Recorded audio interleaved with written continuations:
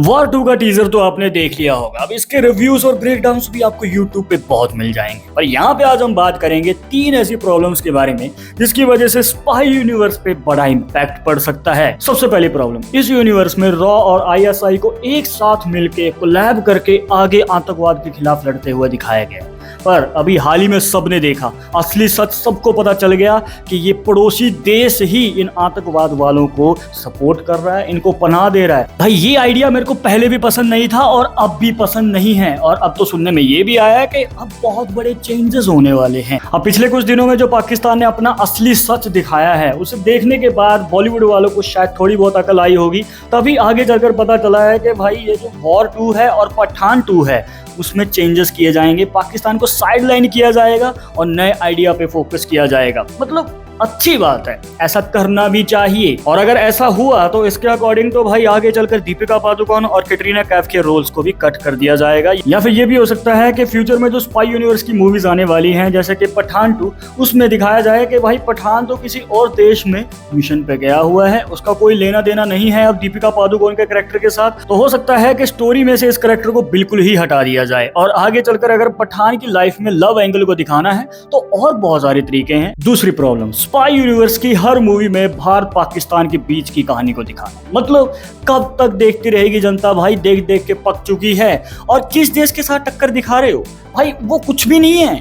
2 दिन की पिटाई में इनको कर्जा लेने की जरूरत पड़ गई थी और ये हमसे टक्कर लेंगे। इसके बाद तीसरी प्रॉब्लम, और इस यूनिवर्स की सबसे बड़ी प्रॉब्लम, कि इस यूनिवर्स का कोई थैनोस ही नहीं है। आपने पठान देखी होगी जिसमें विलन का रोल प्ले किया था जॉन अब्राहम ने, जिसकी स्टोरी मूवी के एंड के साथ खत्म हो जाती है। और इसी तरीके से टाइगर 3 में भी इमरान हाशमी का जो विलन का रोल था वो भी उसी में खत्म हो गया। तो क्या ऐसे ही चलता रहेगा? इस यूनिवर्स की हर मूवी का विलन अलग अलग होगा जिसके साथ हीरो फाइट करेगा, या फिर इनको किसी बड़े विलन ने भेजा था? ये जो अलग अलग मूवीज बनाई हैं, इन सबका एंड गेम क्या है? आगे जाके किसके खिलाफ लड़ने वाले हैं? और एग्जांपल के लिए अगर आप लोकेश कनगराज का यूनिवर्स देखें तो भाई उसमें कोई भी भारत पाकिस्तान वाली स्टोरी नहीं होती है। एकदम यूनिक देखने को मिलेगा और कुछ ना कुछ हट के एक्शन भी देखने को मिलेगा। पर उन्होंने एक अच्छी बात की कि अपने यूनिवर्स का एक थैनोस एस्टैब्लिश ऑलरेडी कर दिया है, जिसका नाम है रोलेक्स, जो कि प्ले कर रहे हैं सूर्या।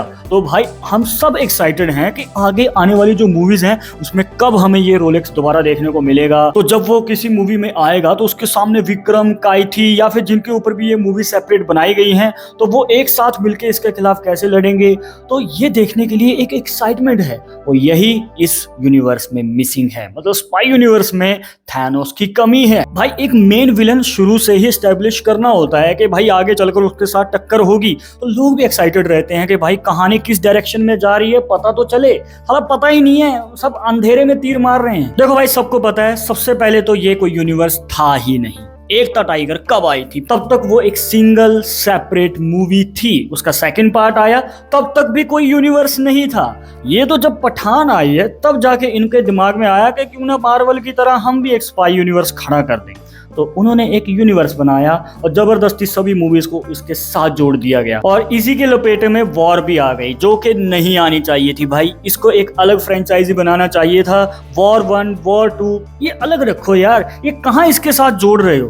भाई वॉर 1 का एक्शन देखो, उसकी स्टोरी कितनी यूनिक थी। अभी वॉर 2 का टीजर देखने के बाद भी लग रहा है कि भाई कुछ ना कुछ खतरनाक दिखाने वाले हैं। पर स्पाई यूनिवर्स के साथ जोड़ने की क्या जरूरत थी? पर स्पाई यूनिवर्स की जो अगली मूवी है वॉर 2, क्या इसमें हिंट मिल सकता है हमें बड़े विलन का जो इस यूनिवर्स का मेन इंटैगनिस्ट होगा? आपको क्या लगता है? कमेंट बॉक्स खुला है, बताना जरूर।